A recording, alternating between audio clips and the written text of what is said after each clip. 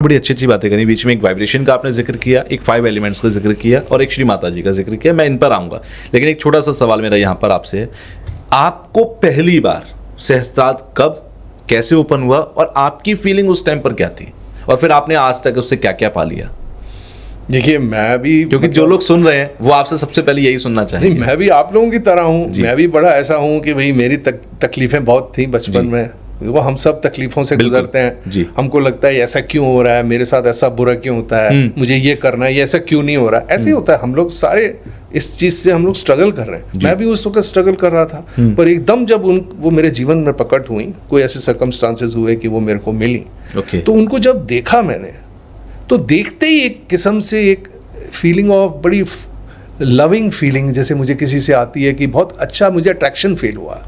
वो एक माँ थी, एक माँ की तरह। आप जैसे आप जनरली हम अट्रैक्ट होते हैं और चीज़ों को लेकर, पर एक ऐसे लेडी जो आके आपके सामने बैठे हैं, आप देखते ही आपको अच्छा लगे उनके साथ। पहली चीज़ तो आपको अच्छा लगे, उसके बाद फिर वो मेरे को कुछ ऐसी चीज़ें बताने लगी, कहने लगी कि ये जब कुंडलिनी जागरण होता है, ये वो, बातों बातों में बात छिड़ गई। मैंने पूछा, आप बहुत अच्छी, मुझे बहुत अच्छा लग रहा है आपके साथ, तो उन्होंने कहा मैं आपको कुछ बताती हूँ। तो उन्होंने बताया जब मुझे, तो मेरे ये अट्रैक्शन बढ़ती गई।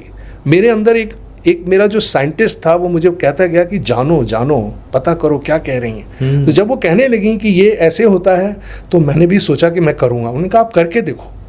तो मैं फिर जुड़ गया। एक बार मैंने फैसला कर लिया कि हाँ मुझे कुछ अट्रैक्ट कर रहा है, मुझे कोई चीज़ भा रही है, तो मैं उसके पीछे चल पड़ा। पर उसने फिर मेरा साथ कभी नहीं छोड़ा। मुझे 2-2.5 साल लग गए उसको चेस करते करते, क्योंकि मैं अपनी प्रॉब्लम से भी झेल रहा था। तो मैं कभी कभी रुक रहा था। कौन से साल की बात है ये? मैं 1981 में पहली बार मिला था। ठीक है। फिर 1983-84 के समय, क्योंकि कुछ ऐसा रिश्ता हो गया था हमारे परिवार में। अच्छा। कि हम लोग को उठना बैठना पड़ गया, जैसे परिवार में शादी हो जाती है, है ना, तो वैसा एक रिश्ता हो गया था। अच्छा। तो उठना बैठना पड़ रहा था। तो मैं देखता था कि सबसे वो अलग हैं, और मुझे बहुत प्रेम की फीलिंग होती थी। यानी कि आपके फैमिली रिलेशंस थे, श्री माता जी के फैमिली रिलेशंस थे। तो उसमें मुझे एक फायदा हो गया कि मैं डायरेक्ट कांटेक्ट में इतने हाई सोल के साथ मुझे मिलना, जैसे कहते हैं आम भाषा में घर आना जाना हो गया। तो मेरे को लगा ही नहीं कि मैं उनकी लेवल पे बैठूं, मैं तो उनके चरणों में बैठने लग गया। और मैं देखता था कि जो उनके साथ लोग आते थे वो भी चरणों में बैठते थे। उनके फैमिली के लोग भी नहीं? उनके फैमिली के लोग तो खैर, हाँ, क्योंकि घर में ही रह रहे हैं, तो हाँ, घर की तरह था। Family was always like that. पर जो और लोग उनको फॉलो करते थे उस समय, जो उनके साथ थे, जो जानते थे इसके बारे में, वो आगे जमीन पे बैठते थे। तो मैं पूछता था कि माँ ये मेरे गेस्ट हैं, ये क्यों, जैसे शादी का समय था, वो कुछ ऐसे लोग उनके साथ आ गए, वो जमीन पे बैठ गए। तो मैं कहा माँ ये जमीन पे क्यों बैठे? बोले इनसे पूछो ये क्यों नहीं ऊपर। मैं तो कह रही हूँ कि आके ऊपर बैठिए। अच्छा। तो मैंने उनको पूछा, वो फिर भी नहीं माने। फिर वो हंस के कहने लगे ये नहीं मानेंगे, ये सोचते हैं कि मैं उनसे एक ऊंची पदवी पे हूँ। और ये वो समय था जब तक आपको उनके बारे में इतनी जानकारी नहीं पता था। ओके। तो मैंने कहा आपको देखते ही मुझे इतनी अच्छी फीलिंग हो रही है कि आप सचमुच कुछ ऊंचे हैं हमसे जी, तो फिर मुझे भी नीचे बैठना चाहिए। बस एक बार मैंने वो डिसीजन लिया, और मैंने कुछ प्रश्न नहीं पूछे कि आप ऊंचे क्यों हो, क्या है, कैसा है, क्योंकि हम लोग बहुत ऐसे क्वेश्चन पूछते हैं। पर वो आहिस्ते आहिस्ते जो मेरे अंदर खोज थी, जो मेरे को सेटिस्फाई कर रही थी अंदर से, क्योंकि मैं एक बड़ा खाली इंसान था जी। मेरे को लगता था कि मेरे साथ जाती होती रहती है, कोई मुझे पूछता नहीं है, और वो मेरे को पूछती जा रही हैं। तो मुझे सबसे पहली मेरी नीड उन्होंने वहीं पूरी कर दी। तब मेरे को लगा कि ये कुछ खास अंतर्यामी इंसान है जो मेरी नीड को एकदम फुलफिल कर रहे हैं। और ऐसा मेरे ख्याल है बहुत लोगों को फील हुआ होगा जिनके साथ अलग अलग किस्म के अपने लाइफ के एक्सपीरियंसेस थे, कि वहाँ उनको मिलते ही या देखते ही या सुनते ही वो फुलफिलमेंट मिलने लगी, और वहाँ से वो जुड़ गए। That is how I got into सहज योग। पहली बार आपका सहस्त्रार्थ जब ओपन हुआ, या वो प्रैक्टिस जब आपने की, वो फीलिंग क्या थी? वो कौन सा समय था? सर वो समय लगा, क्योंकि एक तो था कि मेरे चक्रा सारे ब्लॉक थे जी।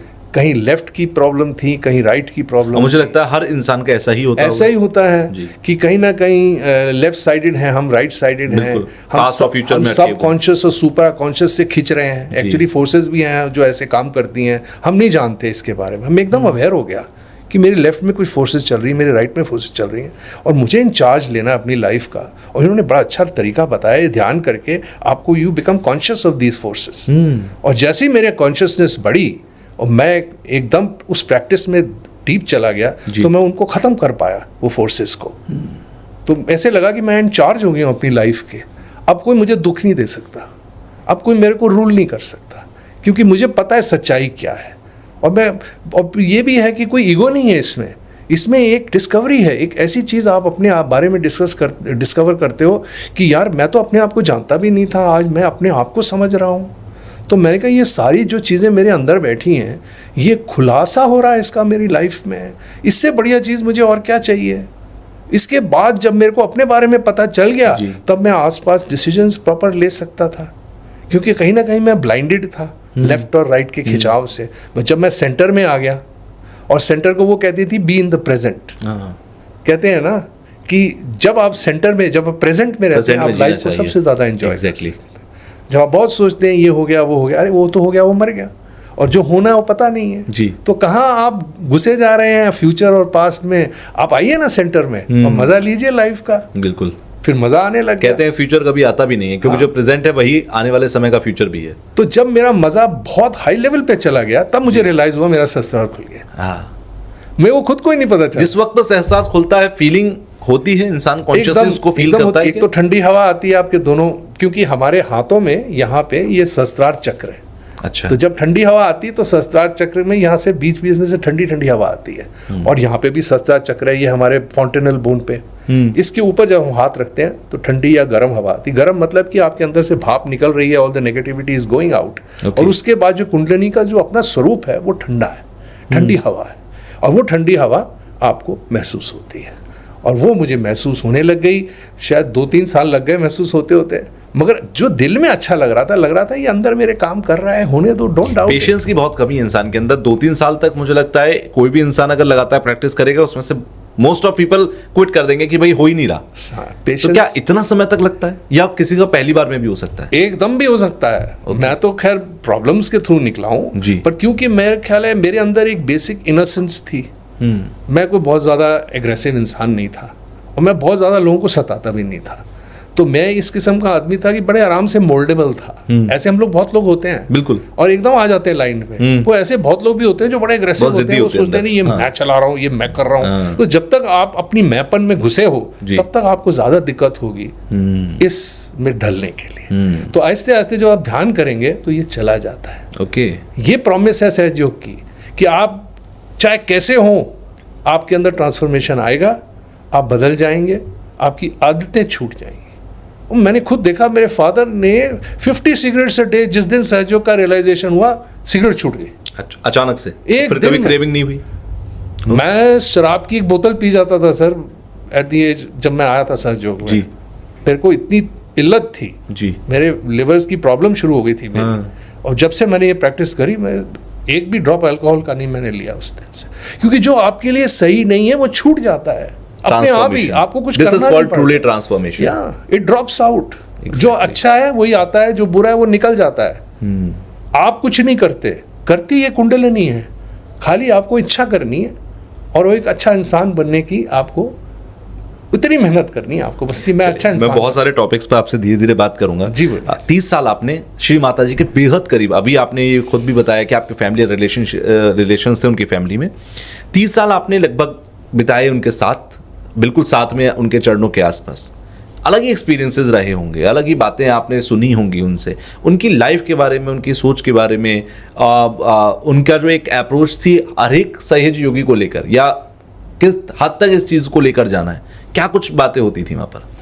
बहुत कुछ। मैं शुरू में तो मैं अचंभे में था कि मैं किनकी प्रेजेंस में बैठा हूँ जी। वो अचंभा ही मेरे लिए बहुत बड़ी चीज़ थी कि मैं अपने लिए ही ग्रहण करता जा रहा था। अब इस वक्त मैं कुछ ऑब्जर्व इतना करता था कि मेरे अंदर क्या फ़र्क पड़ रहा है। मेरा चित्त वहीं था सारा जी। वो कई साल तो ऐसे ही चला। उसके बाद जब मेरे अंदर एक हुनर पैदा हो गया जी। मेरे माँ ने कहा था कि तुम्हारे अंदर एक बहुत छिपा एक कवि है, एक गायक है, एक कलाकार है, जिसके उभरने का अब आपको सहयोग करने से मौका मिल रहा है, तो अब आप इसको करिए। तो मैंने एक चीज़ देखी कि मैं जब ध्यान करता था तो मैं पोइट्री लिखने लग गया, और ये पोएट्री चीज आपके अंदर तब आई जब आपने ध्यान करना शुरू हाँ ध्यान के बाद, पहले कुछ नहीं था, ऐसे ही कच्चा पिच्चा लिखते थे और गाते भी कच्चा पिच्चा थे, आवाज कच्ची सी थी। मगर जैसे ही मैं ये ध्यान करने लगा वो मेरा स्वाधिष्ठान चक्र खुला, मेरा सेकंड चक्र खुला, मेरा क्रिएटिविटी जागृत हुई।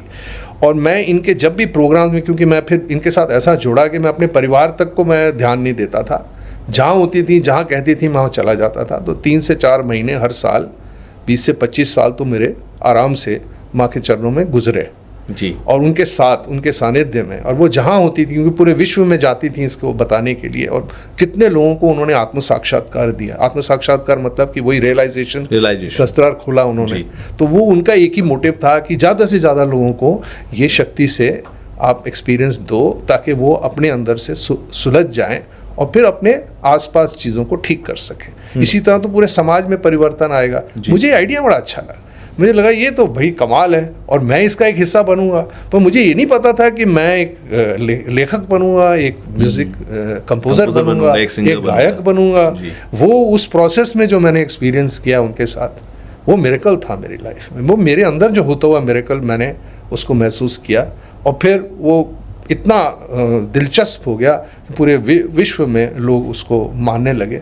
मेरे कैसेट्स निकले, मेरे सीडीज निकले, लोग भजन, YouTube पर भी बहुत सारे आपके भजन हैं जो लोग सुनते हैं डेली बेसिस पर। हाँ, और मैं क्या था कि उनके प्रोग्राम्स अटेंड करता था हर वक्त, और मैं प्रोग्राम्स की जिस्ट लिखता था और उधर से पोइट्री बनती थी, प्रोज बनती थी, ताकि सहज योग का जो मैसेज है वो मेरी पोइट्री में आ जाए। ओके, यानी कि आपके जितने भी भजन या पोइट्रीज हैं उन सब की जो इंस्पिरेशन है वो बेसिकली वहां पर जब माता जी बोल रही होती थी, वहां से आप सुनते थे, जिस निकालते थे उस पर बनाकर और आपने पेश किया। तो मैंने 2-4 बार जब किया, उनको दिखाया जाके, तो वो मुझे कहने लगे ये तो बड़ा अच्छा तरीका है सहयोग फैलाने का। और मुझे ऐसा महसूस करानी थी जैसे कुछ मैंने ऐसा किया कि उनको सडनली आइडिया आ गया कि इसका कुछ किया जाए। मगर मेरे को पता था वो अंतर्यामी है जी, वो मुझे तो गॉडेस है, अंतर्यामी है, मेरे मन में यकीन था। और मुझे लगता था कि मैं एक ऐसे टाइम पे बैठा हूँ कि एक गॉडेस मेरे साथ बैठी है। तो मेरे को तो भागने की पड़ी होती थी कि कब बुलाएं, कब जाऊं मैं, कब उन्हीं के पास जाऊं, क्योंकि मेरी दुनिया उनके आसपास रिवॉल्व करती थी, मुझे और कुछ दिखता नहीं था। ये हालत थी। वाइब्रेशंस की जब आप बात करते हो तो आपने कहा कि वाइब्रेशन हमारी सेल्फ अवेकनिंग करती है, हमारी स्पिरिचुअलिटी को हायर साइड लेकर जाती है। आपने 5 एलिमेंट्स का बीच में जिक्र किया था कि हमारी बॉडी 5 एलिमेंट्स से बनी है, तो 5 एलिमेंट्स को हम कंट्रोल करते हैं। बट ये दुनिया भी 5 एलिमेंट्स से बनी है, हवा भी है, कहीं पर ज़मीन भी है, कहीं पर आकाश भी है, कहीं पर जल भी है, कहीं पर वायु भी है। तो क्या ये इसको भी कंट्रोल करती है? अगर मान लीजिए मेरा सहस्त्रार खुल गया, तो क्या मैं 5 एलिमेंट्स को कंट्रोल कर सकता हूँ या फिर उन्हें हील कर सकता हूँ? बिल्कुल कर सकते हैं सर, मगर ये एक बात है कि इस दुनिया में कई किस्म के लोग हैं जी, और सबका इन्फ्लुएंस इस चराचर में फैला हुआ जी, है ना। तो हम तो एक इंसान है, ऐसे कितने कुछ लोग सहयोग कर रहे हैं। सहयोग की तादाद भी तो होनी चाहिए कि ज़्यादा लोग करें। अगर ज़्यादा लोग एक कलेक्टिव करते हैं, क्योंकि हम लोग क्या होता है कि जब हम लोग सारे मिलकर कॉन्शियसनेस जिसे हम कहते हैं, हम कलेक्टिव कॉन्शियसनेस में आ जाते हैं, हम उस स्पेस में आ जाते हैं कि सारी कलेक्टिविटी फिर एक मिल के काम करती है। तो अगर वो थोड़े तादाद में होगी तो उसको समय लगेगा फूटने के लिए, आने के लिए। It is matter of time कि जब कि हम लोग सच में, पर ऐसे केसेस हुए हैं जी, ऐसे मिरेकल्स हुए हैं कि एक सिंगल सहयोगी ने बारिश रोक दी। अच्छा, एक थंडर स्टॉर्म आ रहा था, बारिश पड़ रही थी, उसने प्रार्थना की कि हे माँ, मुझे ये नदी पार करके वहाँ लोगों को सेल्फ रियलाइजेशन देने जाना है, मेरा ये काम सिद्ध हो, ये बारिश तंग ना करे जी। बस इतना उन्होंने प्रार्थना करके ऐसे किया बादलों की तरफ, बादल एकदम छट गए, धूप आ गई, वो गए, वो ध्यान करके आए, कराया लोगों ने। फिर उन्होंने कहा कि अब जो नेचर को करना है वो करे, मैं बहुत उनका धन्यवाद करता हूँ। और वो अपने घर गए, जैसे ही उन्होंने घर जाके दरवाज़ा बंद किया, तूफान आ गया, अंधाधुंध बारिश आई। और ये हमारे पास ऐसे कई मेरिकल एक्सपीरियंसेस हैं लोगों ने अपने जीवन में, क्योंकि वो उस लेवल के थे कि वो अकेले कर पाए, एलिमेंट को कंट्रोल कर पाए। तो आप 5 एलिमेंट्स में हम लोग कंट्रोल कर सकते हैं। अच्छा, मैंने जब मैं गूगल पर सर्च कर रहा था, मैंने एक पढ़ा कि एक व्यक्ति थे जो सेल्फ रियलाइज जिन्हें हो चुका था, सहस्त्रार ओपन हो चुका था, और वो एक किसान थे। तो वो अपनी खेती जहाँ पर करते थे, उस ज़मीन को भी वो एनर्जाइज करते थे अपनी वाइब्रेशन से, और वो उस खेती को हमेशा उन्होंने कहा कि बहुत अच्छी खेती उनकी होती है, बहुत अच्छी फसल होती है। तो इस हद तक भी चीज़ें हो सकती हैं। बिल्कुल साहब, इससे तो हमारा जो इरिगेशन है, जो हमारा एग्रीकल्चरल डिपार्टमेंट है, उसको तो खुश होना चाहिए। हमारे जो फार्मर्स को हम लोग बता रहे हैं कि आप वाइब्रेशंस दे सकते हो, पानी को, सॉइल को, धरती को। तो वाइब्रेशन ट्रांसफर कैसे होती है सर? बस आप सीधा वाइब्रेशन देते हैं और कुछ नहीं करते। आपके हाथों से जो बह रहा है उसको उस डायरेक्शन में करके आप माँ से प्रार्थना करते हैं कि माँ ये शक्ति को इस धरती के एलिमेंट में या इस वायु के एलिमेंट में या जल के एलिमेंट में आप बहा दीजिए और इसको पॉजिटिव बना दीजिए। तो जैसे ही वो पॉजिटिविटी आप देने लग जाते हैं तो वो बहती है आपसे। और फिर आप जब वहाँ उपज करते हैं या आप कोई बीज डालते हैं तो आप देखते हैं कि आपकी जो फसल है वो बहुत बढ़िया निकलती है, मतलब प्योर निकलती है। इससे बेटर ऑर्गेनिक नहीं हो सकता।